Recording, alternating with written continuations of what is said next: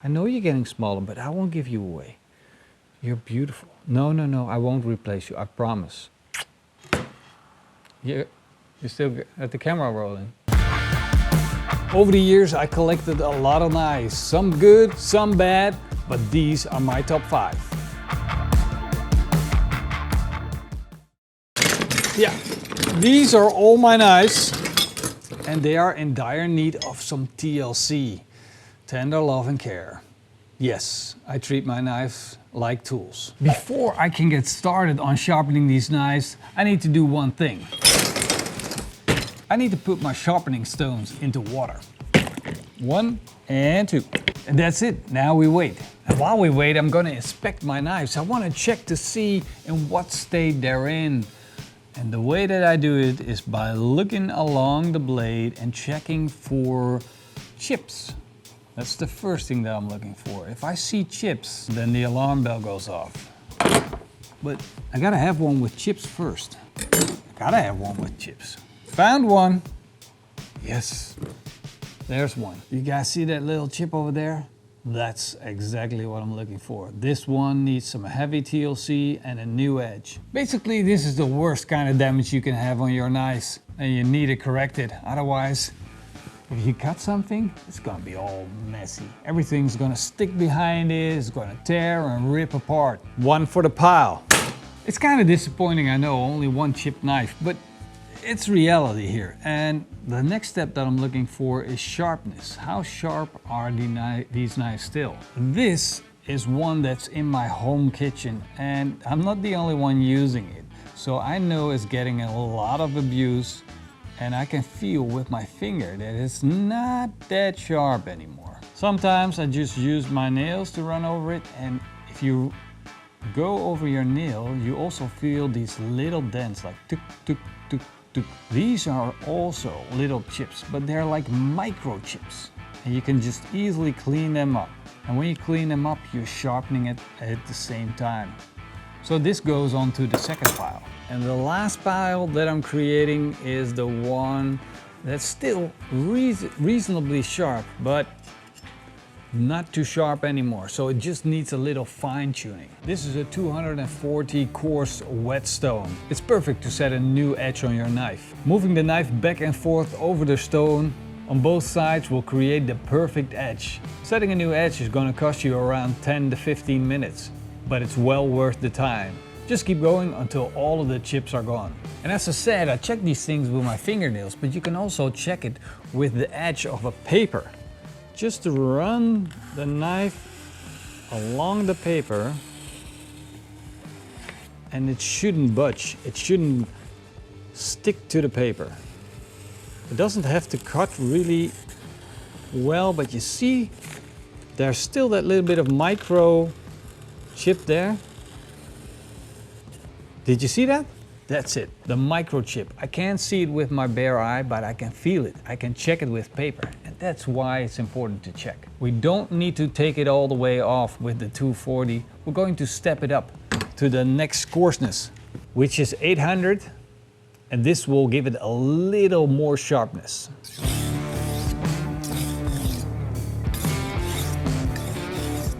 Now let's check again.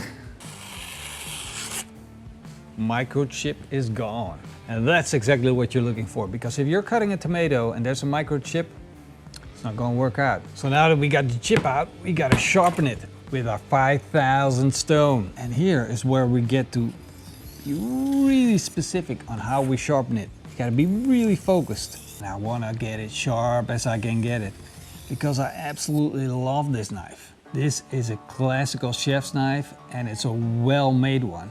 This one actually is not that expensive. It's around 50 euros from the barbecue brand Napoleon. And it's kind of cool because it makes it a very accessible knife, and it's very durable. Of course, you might chip it every now and then, but then you just resharpen it and you can use it again. Most important thing for me is I can use this to cut almost anything. So I can rock it if I want to, I can chop it if I want to, and when I'm cutting, there's no heel. This is the secret to a good knife, because it means you can use the whole blade to cut and there's no stop at the end. You can just keep on going when you're cutting. You don't want to be sewing your steak. You want to have a nice, clean cut. Actually, one of the first chef's knives that I bought is this one, which is very, very similar. Same style of knife, except for that big old heel that we got here. You don't want that, definitely not.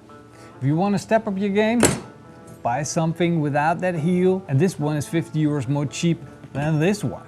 And if you want to get ultra durable, then go for the Wusthof Classic Icon, which is a beautiful knife as well, but it's a little bit more expensive. Let's check on the tomato if we're done. See how super thin we can slice that tomato? Oops. We're basically shaving that tomato, completely see-through. That's when you know you're done. Another one of my favorites is the Beta Loco. I got this one from South Brazil, almost to the border of Argentina, because I wanted to have like one of these big meat carving knives hanging on my belt, and I got one. And this is a special story. This one is from a guy called Beta Loco, which basically means crazy bird in English. And Crazy Bird made knives in his shed. He didn't sell any of those knives. He kept them for himself. But when he died, his wife started selling off these knives, and I was lucky to get one, and I absolutely loved it. Until, unfortunately, the handle broke. Well, basically a wooden part of it broke off, and I'm so sad about that. If you know anybody that can fix this, please let me know down below in the comments. Would love to get to know someone that can help me out on this. This thing needs to be restored. It deserves it. Now this is a whole other story. This is the super slicer. And look at how big it is compared to my face alone. Like, and you know what this is for? This is for slicing up your brisket or a large roast. Having a knife like this as a pitmaster is very, very important. If your roast is done, you don't want to be going like destroying the whole thing. You just want to take your knife and take one slice and go like and slice off a little piece of that brisket. A perfect slice. If you want a perfect slice, you need the perfect slicer. And it has those hollow edges. These edges create air pockets, and the air pockets push the meat away, so it basically falls off your knife. It doesn't stick onto your knife, so when you're cutting the next piece, the other piece is in the way, it doesn't have it. Another knife that I can't live without. Another one that I will have in my knife selection, probably forever, is this one. It's the perfect tomato slicer. I showed you guys how to slice a perfect thin tomato with a chef's knife, and of course it works perfectly, except the little slice of tomato will always stick to your knife. So you gotta get it off. But with this one, with the edge, that pocket edge that you got on your knife, it pushes away the tomato. So if you have this and you're slicing tomato or whatever vegetable, it's just falling off your knife. And I absolutely love that. And that's why I can't live without this beautiful knife. My last and favorite knife, look at it.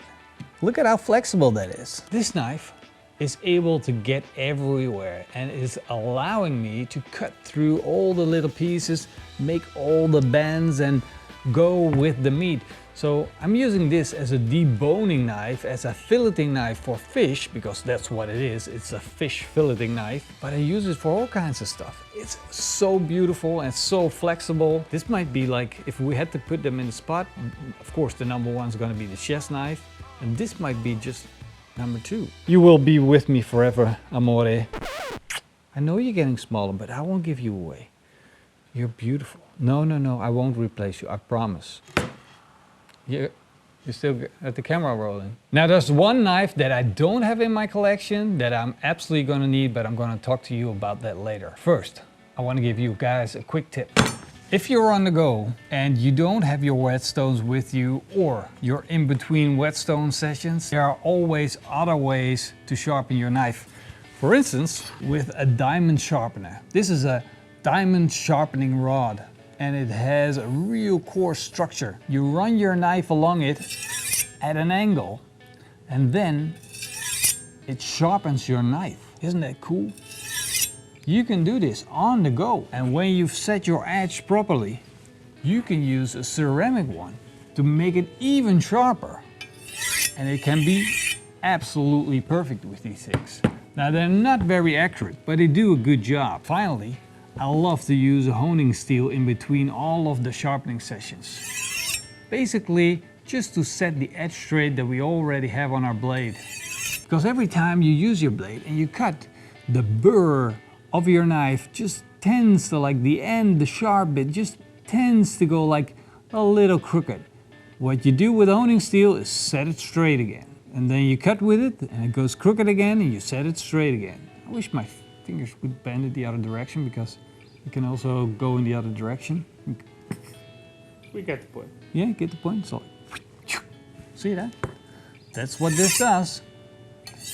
And it assures you of perfect cutting every time. Now from all of these knives that I have, I'm just missing my last one. And the last one that I really wish I had was a deboning knife, a proper butcher deboning knife. Well, basically it looks something like this, except for a lot bigger and a lot heavier, because you can use it to work your way around those bones and make your cuts absolutely perfect. I don't need it as a Pitmaster, but having one would be really nice. I hope you guys enjoyed this video, and if you did, let us know below. A big thank you to our patrons and our YouTube members. You guys freaking rock. Don't forget to give us a big thumbs up, and for the 70% of you guys that watch this video that haven't subscribed yet, shame on you. Better subscribe right now. Otherwise, I'm going to be stealing your knife collection. What? That's funny. That was a joke. That's the end. It's funny. This was the finish of the video. Oh, okay. Oh, that's it. Oh yeah. Keep on grilling. It's smakelijk and keep on grilling. That's what you were waiting for. That's it. That's it. The end of the video. Can I now show my favorite knife? Yeah, sure. I think it's the big one. This one? Yeah. It's good for burglaries.